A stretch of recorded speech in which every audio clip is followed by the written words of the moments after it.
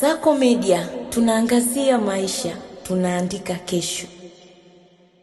Katika kuhakikisha huduma ya usafiri inakuwa salama pamoja na kupunguza kero zitokanazo na bodaboda, kamati ya usalama wa wilaya ya Arusha imeanza operesheni maalum ikihusisha ukamataji wa pikipiki ambazo zimetajwa kuwa ni sababu ya kero hizo, ikiwemo zinazotoa kelele za milipuko pamoja na zile zinazofungwa taa zenye mwanga mkali.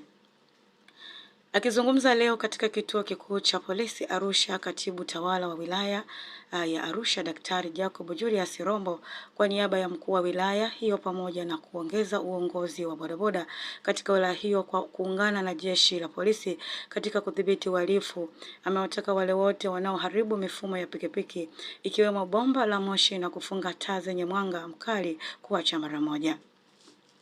Dr. Rombo ameendelea kufafanua kuwa uongozi wa wilaya unatambua na kuthamini kazi ya bodaboda, hivyo akasitiza kazi hiyo ni muhimu na ni sawa na kazi nyingine, hivyo inapaswa kufanywa kwa kuzingatia sheria na kanuni za maadili ya kazi bila kuwa kero kwa watumiaji wengine wa barabara. Sambamba na hilo, amelitaka jeshi la polisi wilayani humo kuendelea kuchukua hatua za kisheria kwa wale wote wanaokaidi maelekezo hayo, kwani pikipiki hizo sio tu zimekuwa kero kwa wananchi, pia zimesababisha madhara hususan kwa wale wenye changamoto za kiafya. Kwa upande wake, mkuu wa polisi wilaya ya Arusha, mratibu mwandamizi wa polisi CCP Georgina Matagi, amebainisha kuwa kwa kushirikiana na uongozi wa bodaboda wilayani humo kwa kipindi cha miezi mitatu wamefanya operesheni maalum dhidi ya pikipiki hizo ambazo zimefanikiwa kukamatwa pikipiki 248 zilizofungwa taa zenye mwanga mkali na pikipiki 13 zinazotoa kelele kwenye milipuko. Aidha, amesema kuwa pamoja na pikipiki hizo kuharibu mifumo mbalimbali katika operesheni hiyo, wamebaini kuwa nyingine zinaficha namba za usajili na kuandika majina ya watu ili kuficha uhalisia, kwa kuwa nyingine zinatumika katika matukio ya uhalifu. Pia amewataka madereva bodaboda kuhakikisha wanafuata sheria za usalama barabarani na wale wachache wanaofanya vitendo hivyo kuacha mara moja, kwani operation hiyo ni endelevu na wataendelea kuchukua hatua kwa mujibu wa sheria. Na hii ni Kasako Update na Adela Thomas.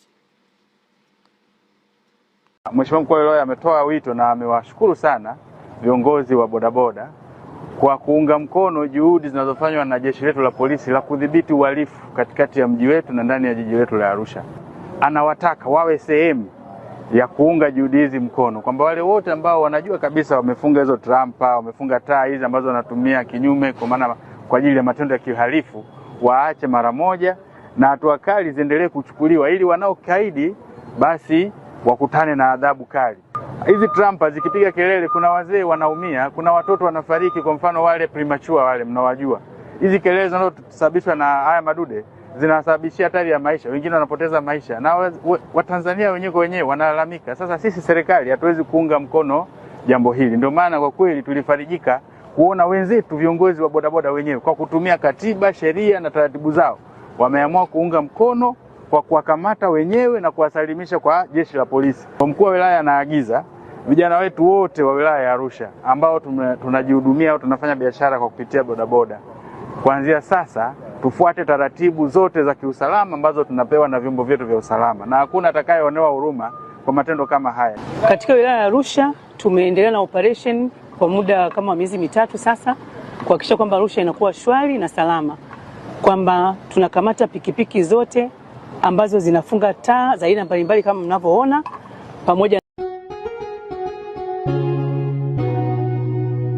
Kasako Media, tunaangazia maisha, tunaandika kesho.